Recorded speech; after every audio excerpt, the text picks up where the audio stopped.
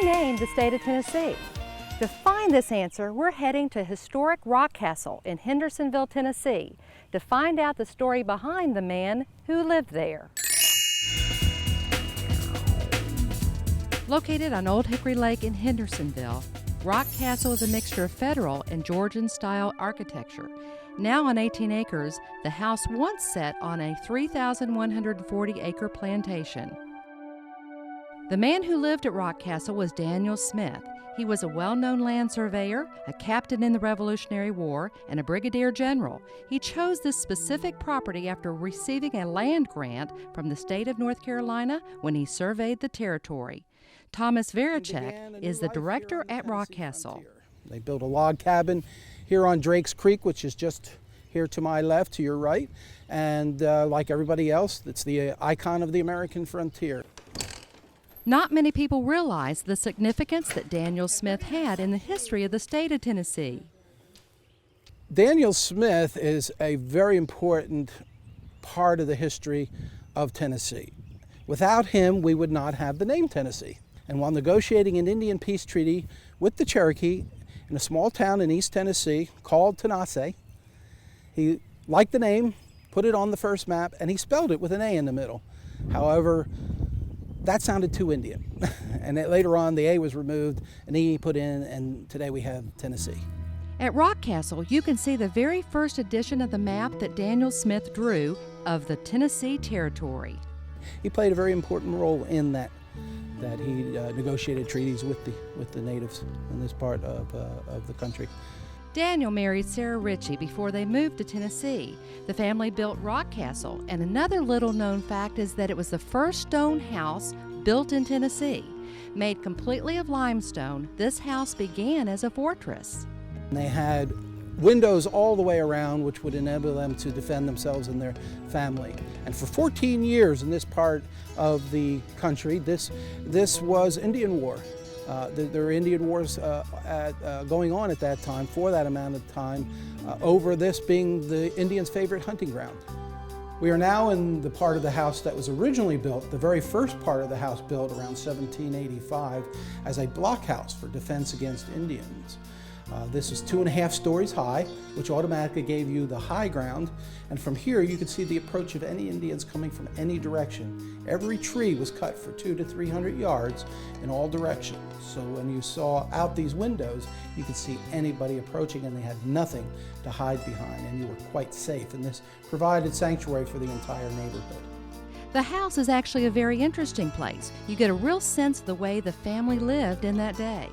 This is the very desk he sat at as a United States Senator, and it's been in the family for 5 generations. And they were nice enough to give it to us, and here on permanent loan, where it can be right, well, if you look around the room, it's probably in the very spot where it sat.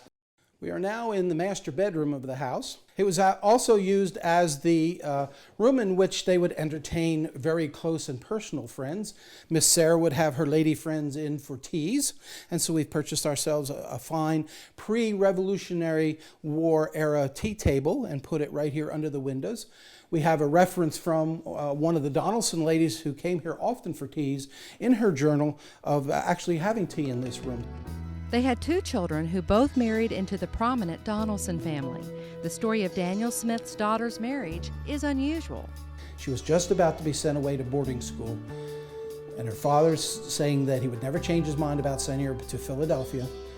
She got in touch with her intended, who happened to be Samuel Donaldson, son of the founding family of Nashville, whose favorite sister, Rachel, was married to Mr. Jackson, Andrew Jackson, future president of the United States, and they all got in on it, planned it, and came over one night with an empty horse for her. She climbed out one of these windows, joined them.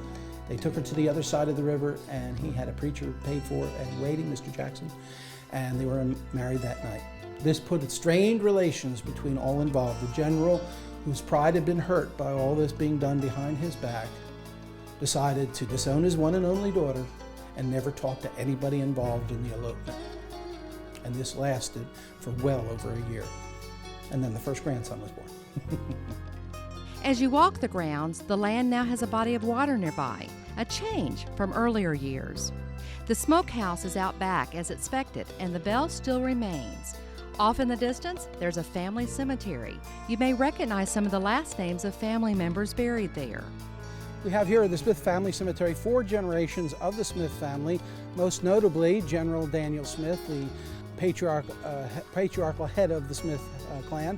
We have his wife Sarah, their daughter Polly, and son George, grandson Harry, and their families. Plus, we have a unique opportunity to see a relationship here in this family plot where two of the house servants, slaves that were used by the family in the household, who are actually buried here. So when you hear the Rockcastle name, you can now associate it with the surveyor who named the state of Tennessee, General Daniel Smith.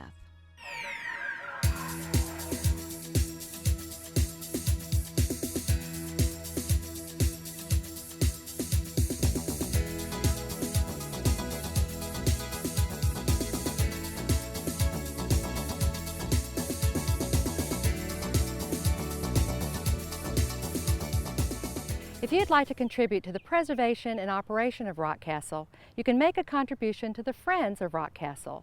For more information, visit our website. You can get all the fascinating stories of Tennessee treasures in a magazine. With colorful pages and unique photos, you'll experience the treasures of the state in print.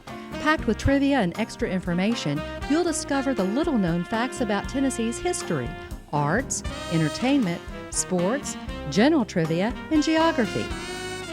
Order your subscription by visiting TennesseeTreasures.net. Just $18 plus shipping and handling.